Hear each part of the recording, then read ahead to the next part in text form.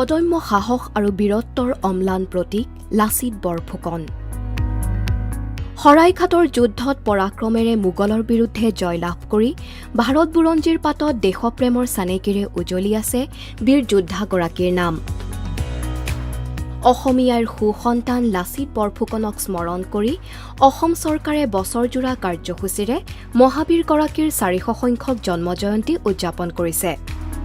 এই উদযাপনৰ সৈতে সংগতি ৰাখি লাচিত বৰফুকনৰ বীৰগাথা সৰ্বস্তৰৰ জনসাধাৰণৰ মাজলৈ লৈ যোৱাৰ বাবে অসম চৰকাৰে গ্ৰহণ কৰিছে মহানায়কগৰাকীৰ বিষয়ে ৰাইজৰ লিখন কাৰ্যসূচী।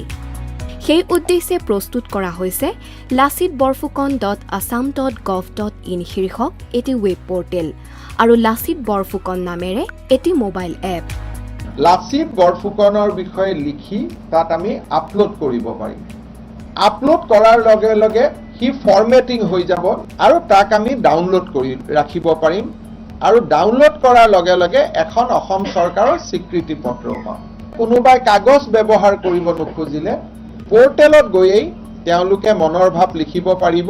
জিলাৰ উপায়ুক্তসকলে এটা প্ৰি ফৰমেটেড ফিজিকেল বুকলেট দিব, তাতো আমি লিখি পেলাই আপলোড কৰিব পাৰিম। মই প্ৰত্যেকগৰাকী অসমবাসী ৰাইজকে লাচিত বৰফুকনৰ বিষয়ে লিখি বা মই লিখিব নোখোজিলে পৰ্টেলত গৈ আপলোড কৰি বা জিলা উপায়ুক্তই দিয়া ফিজিকেল ফৰ্মেটতে আমি লিখি আমি যাতে এই মহান কৰ্মযজ্ঞত নিজক অংশীদাৰ কৰিব পাৰোঁ তাৰ বাবে মই আহ্বান জনাম। পৰ্টেল আৰু এপ যোগে লিখন প্ৰক্ৰিয়াত কেনেদৰে অংশগ্ৰহণ কৰিব? পৰ্টেল যোগে অংশগ্ৰহণৰ বাবে lachitborphukon.assam.gov.in প্ৰৱেশ কৰক। সাইন ইন শাখাত ক্লিক কৰি প্ৰয়োজনীয় তথ্য সন্নিৱিষ্ট কৰক। পৰৱৰ্তী সময়ত মোবাইল নম্বৰ যোগে লাভ কৰা OTP সংলগ্ন কৰক। ৱেবছাইটৰ আপলোড ৰাইটিং শাখাত গৈ পঞ্জীয়ন প্ৰক্ৰিয়া সম্পূৰ্ণ কৰক।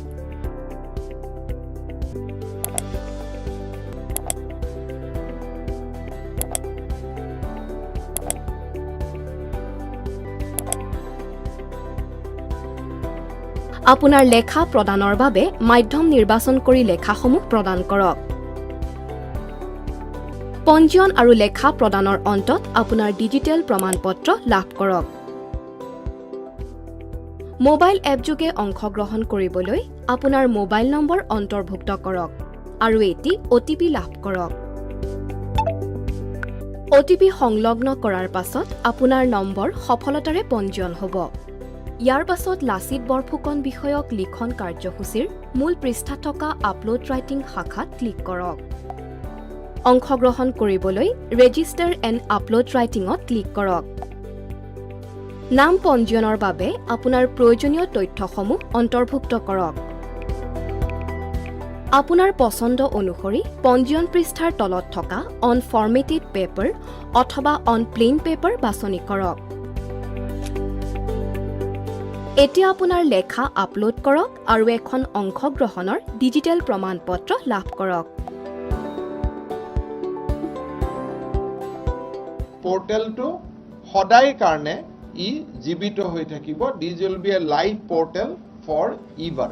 মই 30 বছৰ পিছতো চাব পাৰিম যে মই 400তম জন্ম জয়ন্তীত লাচিত বৰফুকনৰ বিষয়ে মোৰ মনৰ ভাৱ মই কেনেকৈ প্ৰকাশ কৰিছিলোঁ।